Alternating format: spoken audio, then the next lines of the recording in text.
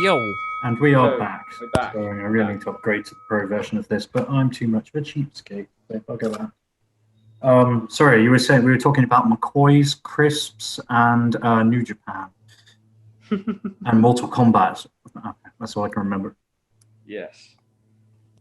So who in New Japan then do you study? Who do I study in New Japan? Yeah, like who, when you think about what you want to do at wrestling, like who do you look to?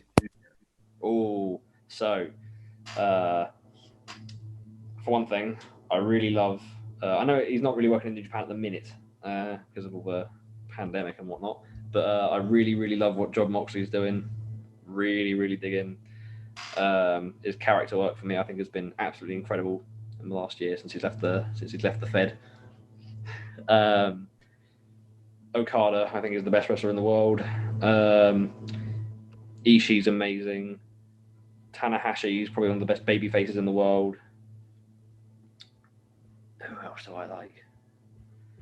I could basically go down the whole roster and list off names if you like, but no, I think New Japan's got a plethora of some of the absolute best wrestlers in the world. I think all of their matches are very well worth studying. Yeah, I was saying, I don't know if this was recorded, but I was saying to Ben that I reckon he could do like an Ishii style or a Makabe style with like heavy shoulder tackles. I dig that kind of wrestling. I dig it a lot. Yeah, like strong style is something that they do so well. Very, very well. And I think it's something that often people forget. Like people just go, "Oh, you just hit each other really hard," and then just don't sell anything. But it's like it's all timing. Their timing is just so fantastic. It's hitting somebody hard at the right time to get the exact right reaction. Yes, like Ishii is the greatest wrestler I've ever seen live. Probably. Really? Greatest. He can sell so fantastically well, but his sales mean more because he tries not to sell stuff. So when he does, it's quite the spectacle. Yeah. So how long were you watching wrestling then before you switched to New Japan? What year was Wrestle Kingdom 9? That's whenever that was. And from there, did you like? There was no looking back. Like I know you don't really watch any WWE stuff now. It's pretty much. No, I don't. 2015. 2015. Yeah, so I guess I would have been watching wrestling properly for like 3 years. Wow, that's quite quick to move from WWE to New Japan, but yeah, and a lot of my wrestling history is quite quick. It's just very quick and simple. I like this. I like wrestling. I like this kind of wrestling. I now watch this kind of wrestling. I started getting really into indie matches and old school matches pretty early on, and now it's pretty much all I watch. So bringing it back to your wrestling training, can you remember like the build up to your first match, or when you first got told you were going to have your first match? Yeah. Should we go back to your first training session? Oh yeah. Cover that day. What was that day like when you first turned up? So I was 13 at the time. So I was in the Portsmouth School of Wrestling juniors sessions. I started in that. Was that where they had the 2 rings? No, that was in it was in the old FWA unit. Yeah, with the big the room. There was the wrestling ring in the room, and then the 4 walls pretty much right against the ring, very small in there. I don't know if either of you were ever in that room. No. Yes, I think I was. Yes, you were. Yeah, it was that was the first place I learned to train. I remember walking in and seeing the ring for the first time. The first time I've seen a wrestling ring in person, and I was like, "Whoa, this is right in front of me." Yeah, that was a moment. Did you have this scary moment where all the other trainees turned around and looked at you and like, "Who is this fresh meat?" The first time I joined the adult sessions, about a year and a half into my training, I did. Yeah, I did that's then. scary, terrifying moment. And I remember standing there in the line for the squats at the beginning of the session, and Andy Simmons, the head trainer at the time, said everyone, right, this is Will. He's from our junior sessions. Everyone be nice to him. And everyone was sort of looking at me and staring at me. And they're like, we're going to stiff the fuck out of him. So what, can you remember what you did in your first sessions? My first ever session, I did lock-ups, wrist locks, learned how to take a bump. All very, very Standard. basic. Yeah. No, that was really what I did in my first session. Very, very basic. And how long was it from your first session to your first match?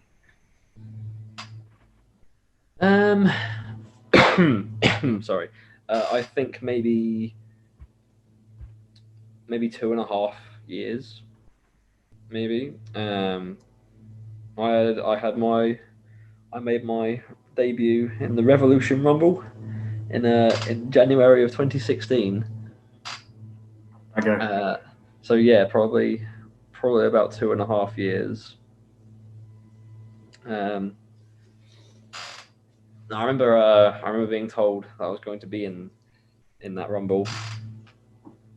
It wasn't really real. I just Andy Simmons comes up to me and has me book a ticket, says you're in it. I'm like, okay. I'm not really sure how to process this. And Did you do the whole make sure you've got your boots and your gear? Yep. Yeah. Book a ticket. Make sure you get some boots, some gear. You're not getting on the show without your boots. No. Well, some people do sometimes, and some. Wait, how do people get on shows without boots? They just borrow other people's? No, they just have better physiques. So, what number did you enter the Rumble in? Oh, 20-something. 27 rings a bell. It might have been that. I was eliminated by. I don't know if either of you have ever heard this name. You might have, Aiden. I was eliminated by the number 30 entrant in that Rumble, Michael Shotgun Shotter. Nope. I feel bad. No, he's not around anymore. I wish he was. I liked Michael, but I think everyone has that story in the Rumble. It's like, oh, so and so was in this match. He's not in anymore. Like I came out 29, number 30, hasn't wrestled since that Rumble. Oh, really? Who was the number 30 in that Rumble? I don't know his gimmick name. It was Luke. Luke used to do the Ushigoroshi as a finish. I don't know. Fair enough. Yeah, because so one thing I've noticed with some trainees is they just want to have the one match, and then they're happy with the one match and they can move on because they can just tell people they've done it. And I remember actually Andy coming up to me and saying, "Are you serious about this, or are you going to be one of the ones who goes after they've had their matches?" Moment in the sun, yeah. Yeah. So you were eliminated. How were you eliminated? Did you take the awesome backflip bump, or did you go over forward? They wanted me to take the backflip bump. Michael came up to me and told me what he wanted. He told me he was just going to have a shine when he gets in the ring, and he was going to fire up on some of the heels. He says, "Oh, is it okay if I give you a clothesline over the rope and go over backwards?" I was like, "Yeah, sure, that's all right." I've never done it before, but I agreed nonetheless. So I went and found Lord Gideon Gray at that earlier that day. I was like, "Oh, can you teach me how to do this?" And he went, "No." He just told me to just tell him you're going over forwards if you don't know how to do it, and I was like, "Oh, okay, I'll do that." So I went over the boring way. Probably saved my neck though. So thank you, Gideon, for that. Oh, really? Because when I entered my first Rumble, the 2-3 weeks before, we went over that backwards route. Maybe because of your experience, because I debuted the Rumble afterwards, but they made us do that backflip clothesline out. 100 times maybe. And they've done that since. So that might have been why, actually. You've revolutionized Rumble training, Will. Well, I can do the backflip now. I can actually do the backflip better than I can go out forwards. Yeah, the backflip bump's strange because it looks like when you watch WWE Royal Rumbles and you see all the people getting eliminated, it happens so often that your mind just takes it as normal, doesn't it? Yeah. But there's a lot that goes into it. Like you need to release the one arm just the right time, and like don't put your knees up because you'll slam your knees on the apron. Oh, I've done that before. Oh, the one show I did where I forgot my knee pads. I went over backwards and banged both my knees right. Oh my goodness. That's horrible. I have kind of a fear of that. Yeah, that leads me on to another question I was about to ask you. What's your most painful moment in wrestling? Like the most painful bump or the most painful move you've been put in? Well, this actually kind of segues into what Aiden was saying earlier about our one tag team match. So I've taken. I think the most painful thing I would have taken is there's two things that come to mind. The first one is the gorilla press, the one where you get dropped on your front, not the flippy, not the flip. Oh, really? One. Yeah, that was the first. I think the first time I took one of those on a show, the guy doing it had me hold it a little bit lopsided, and I ended up falling directly on my knees first. And he was a tall man as well, so I was like easy, sort of 10 feet in the air above the canvas of the ring. Yeah. So that really hurt. And then the other one is from the same gentleman, a last ride power bomb. Oh, that was the finish of the match, wasn't it? Yeah, I just watched your handicap match, and yeah, that power bomb at the end looked absolutely brutal. You sold it like death though, because I assume that's how it felt. Did you see the bit where I climbed up to do a sleeper hold and he put me up on the shoulders? Yeah. That was high. And that was, that whiplash. That was the match. Yeah, I got clotheslined, and I like you, Will. You just sort of go, oh, thank God, that's the last thing. I can just lay here. You realize you can't, because the second the match is over, they want you out of that ring as quickly as possible. Yeah. No, that I remember taking that power bomb and just feeling my spine just go. Like it was, I've taken that move a few times before, but that one time, for some reason, it was just so painful. I have no idea why. I think my back just gave out on me that one day. But yeah, despite all the injuries, I was quite happy with that match. Looking back, I thought it was, it went all right until everyone got hurt. I'll take your word for that. I've never gone back and watched it. I'm kind of scared. You've never gone back and watched it? No, I've only watched one of my matches back, and that was my most my singles match against Stan McGee. See, I'm the polar opposite. I watch mine back like over and over and over again and criticize every little detail of it. That's why I don't, because I know I'm going to criticize every single thing. I contribute. I not contribute. What's the word there? I'm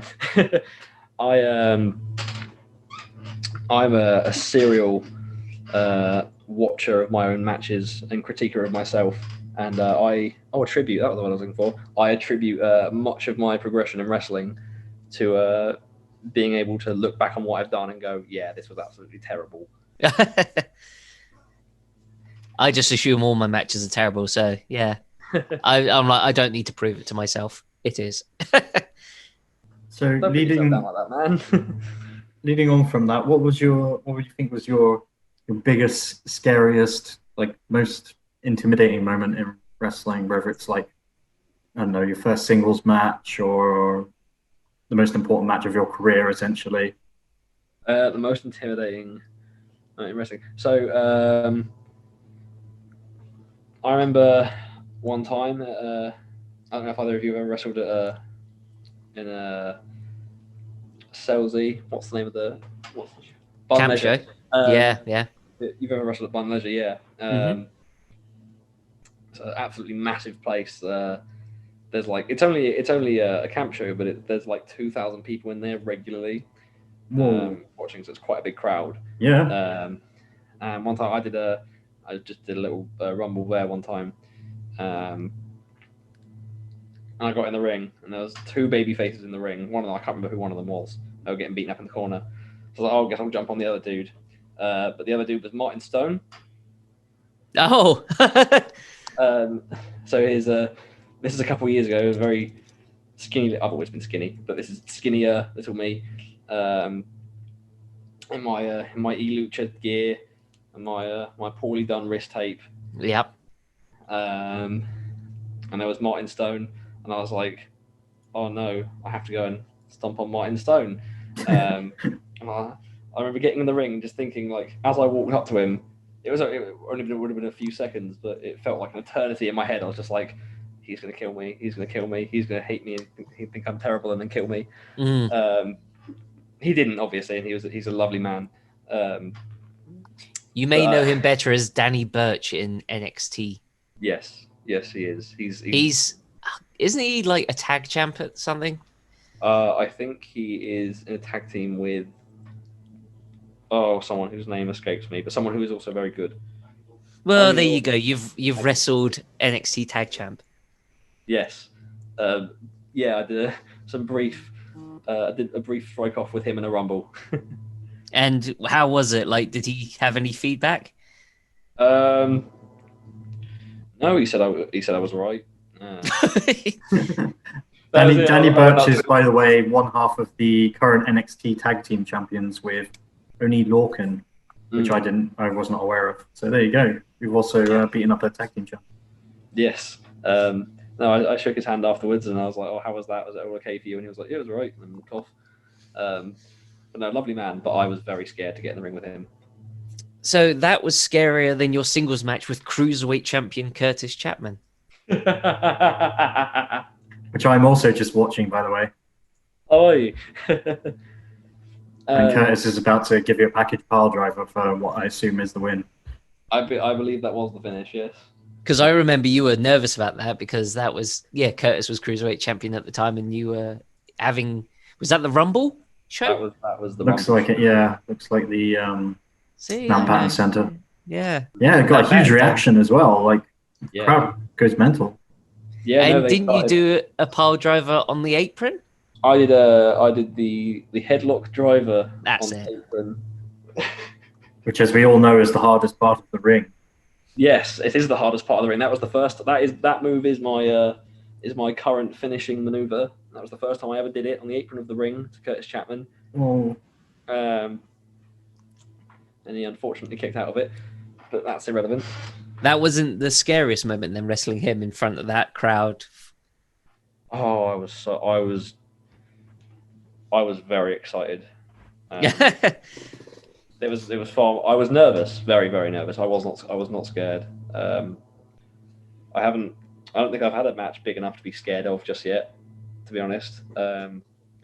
Although I think back at some of the matches that I'm most proud of, and before then I was just really excited to get in the ring with someone. Usually someone better than me, always someone better than me, really. That's how you learn. You learn from the more experienced guys. Absolutely, yeah. I love working with people that are better than me. I learn so much from them. But yeah, I remember that match with Curtis was billed to me. I was like, right, Will, this is your big break. This is you're no longer a jobber anymore. They told me. Wish I'd get that chat.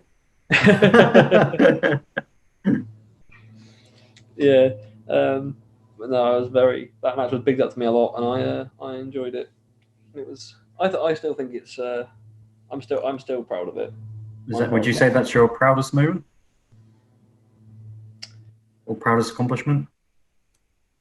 Maybe. Apart from tag teaming with me in a handicap match. Oh, obviously. I've got the Weasels together are an unstoppable force. Well, I remember technically you tagged in my first match against me, so we did. along with Andy Boy Simmons. So I remember before the handicap match, we had a debate, like a long debate, stupidly long, considering what the topic was, about what our music would be. Because they didn't want to use Sex Pistols. Mm.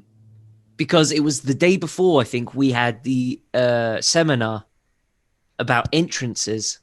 Mm. Do you remember this? With Dean AS. Yeah. Do you remember this?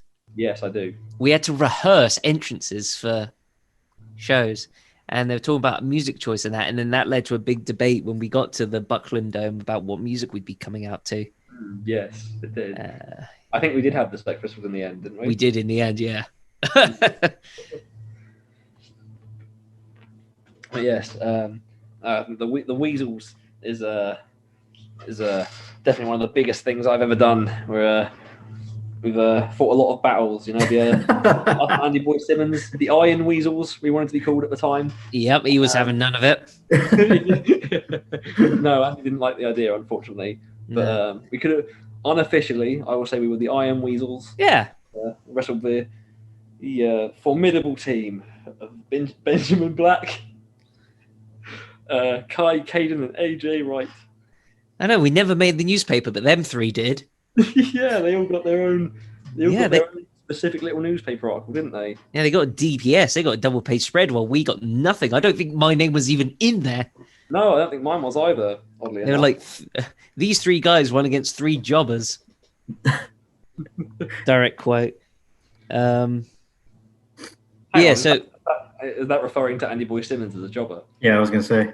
Oh, that is the fourth killer of British wrestling. Bring it up with the Isle of Wight Times or whatever it was that did the newspaper article. So, but was that Curtis Chapman match your proudest moment? Was the match my proudest moment? At the time, yes.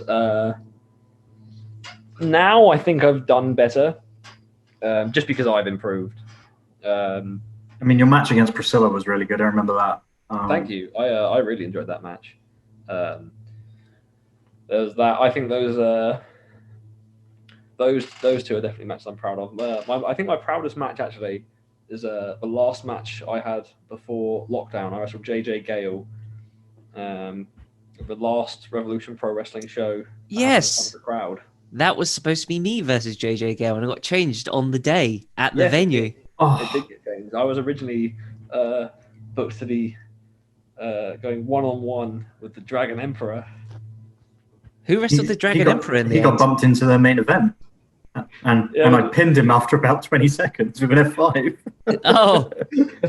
So, I no-sold his missile drop kick from the top rope, picked him up, F5'd him, and pinned him.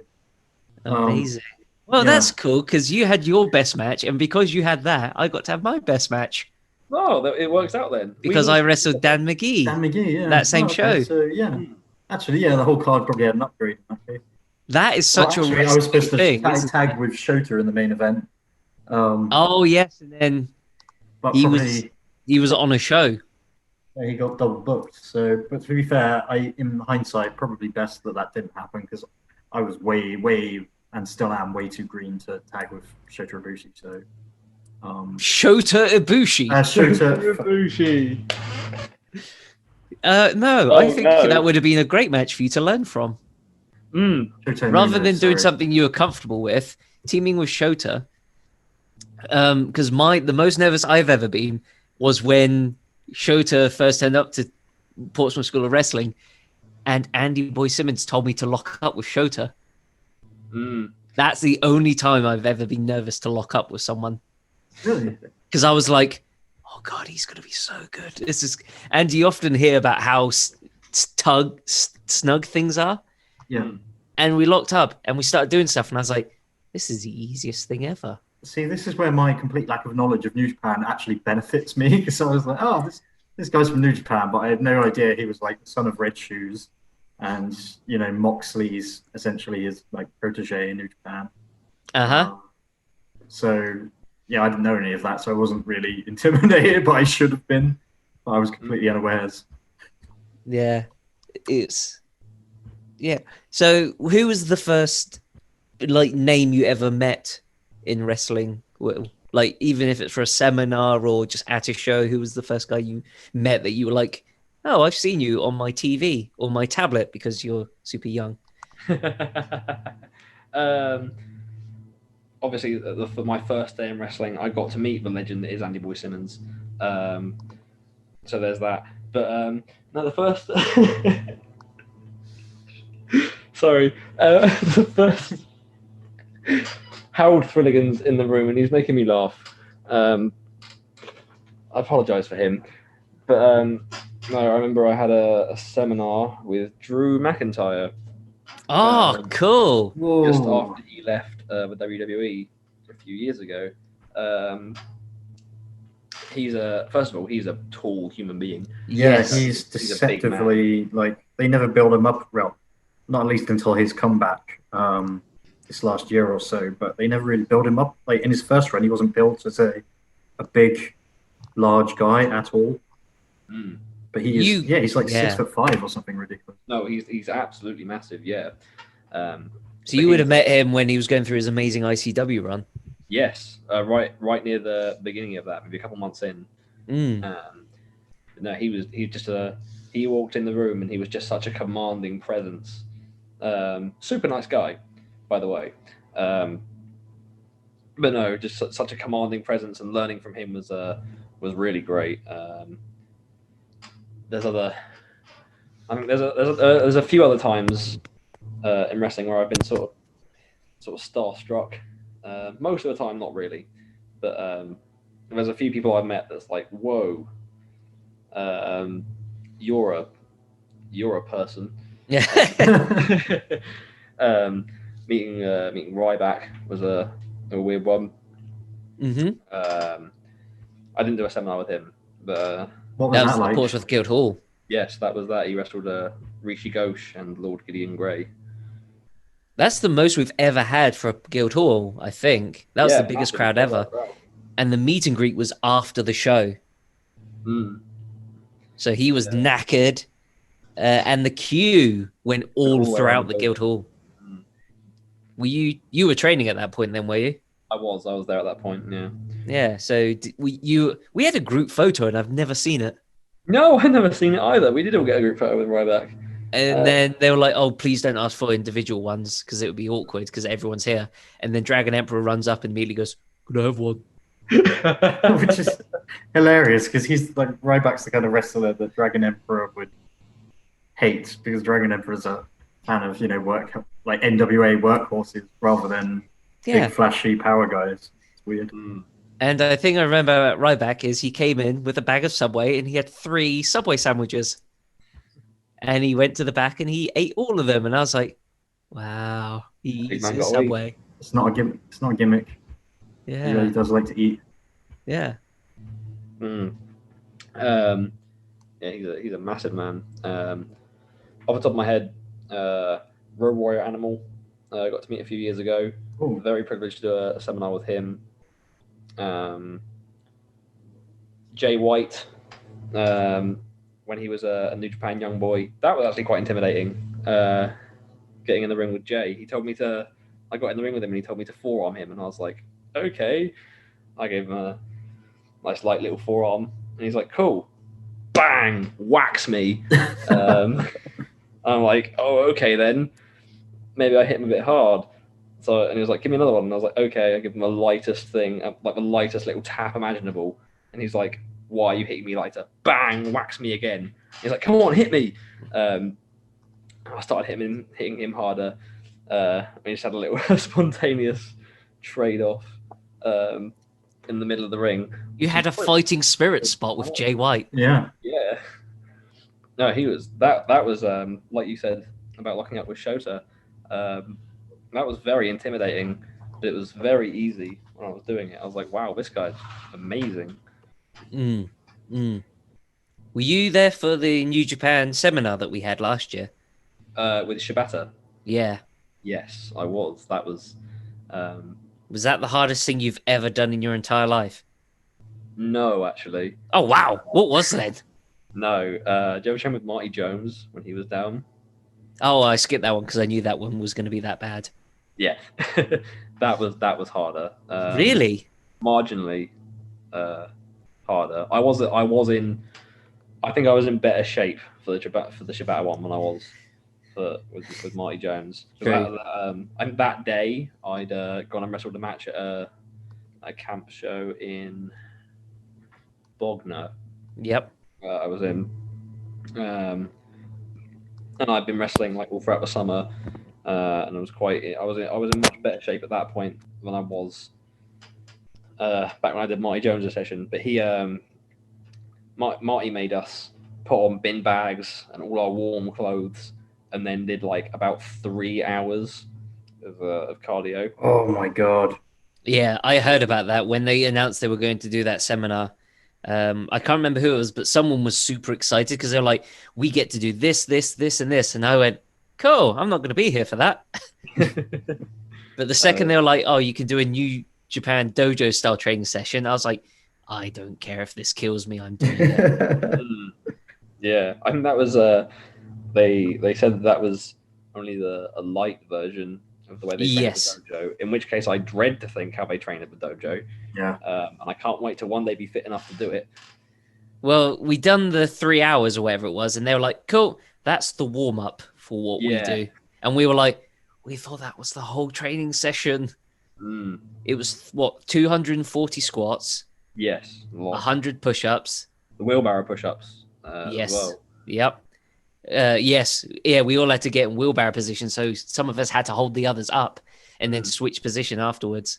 I think I was holding you actually. Yes.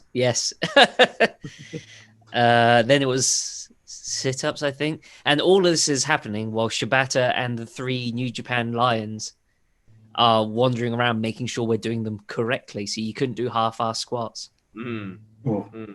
Then it was neck bridges. Oh my goodness. While Shibata had his kendo stick.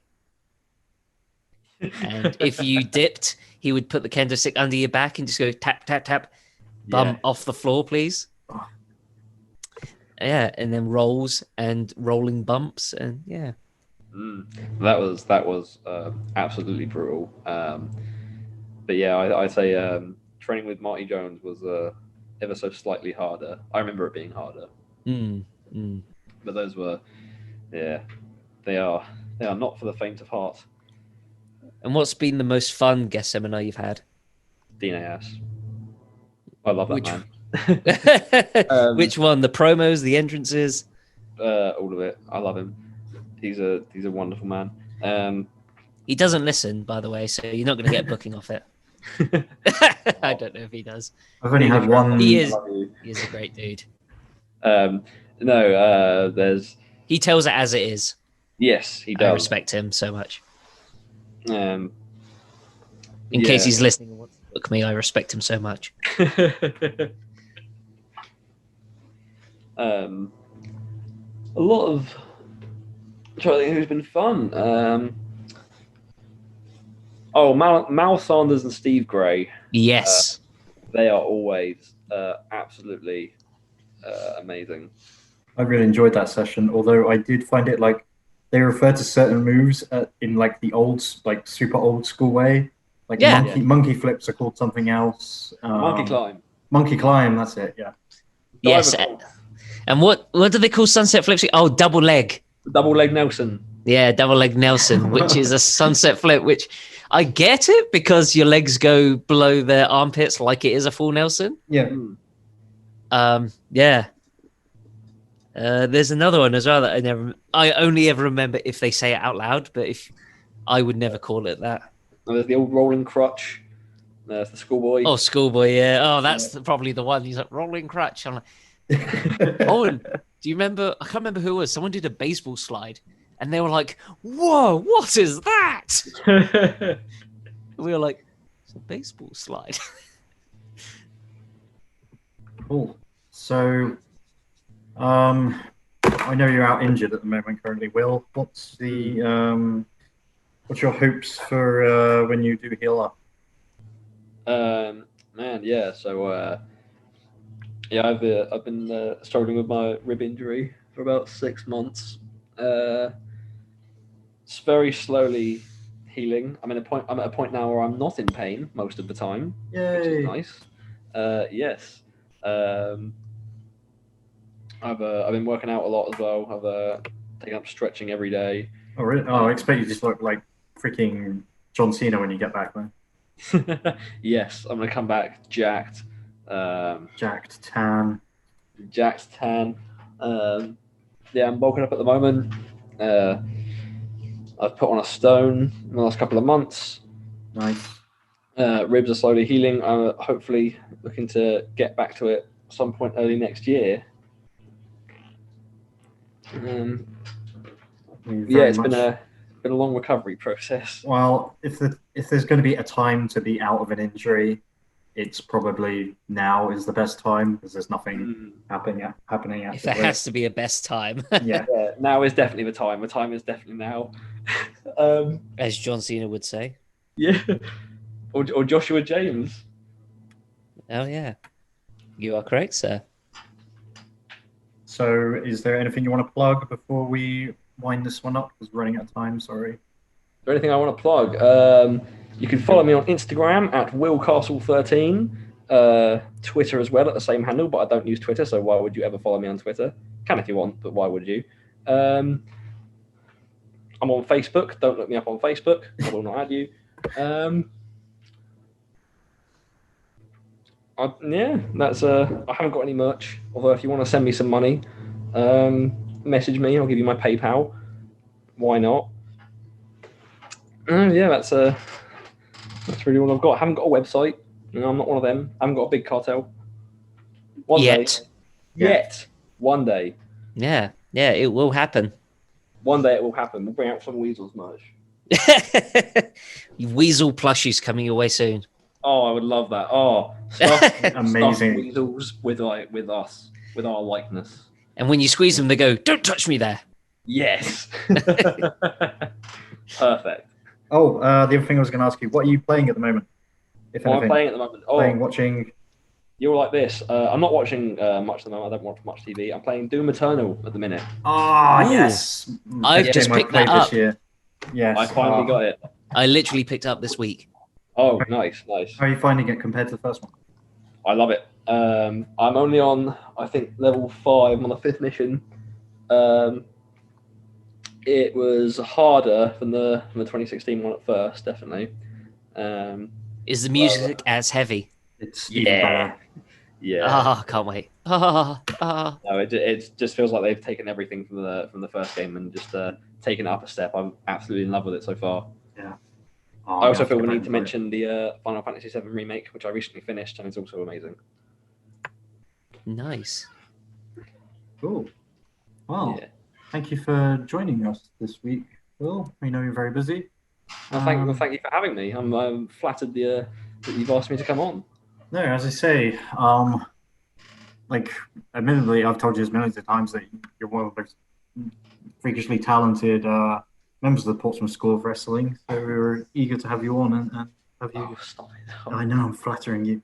Have you tell your story, but we hope to see you back in action very, very soon. Hopefully, it'll coincide with when COVID goes away and dies, and God, won't that be an amazing day? Hopefully soon. Yeah, and we'll hopefully see you on some Rev Pro shows soon. Yes, one day.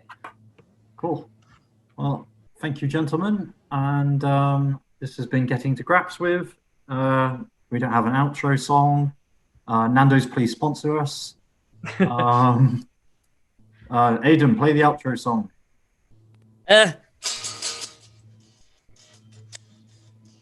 Brilliant. I don't know if you can hear that. No, we can't. Oh, no. Louder. I haven't got it plugged in. God. There you go.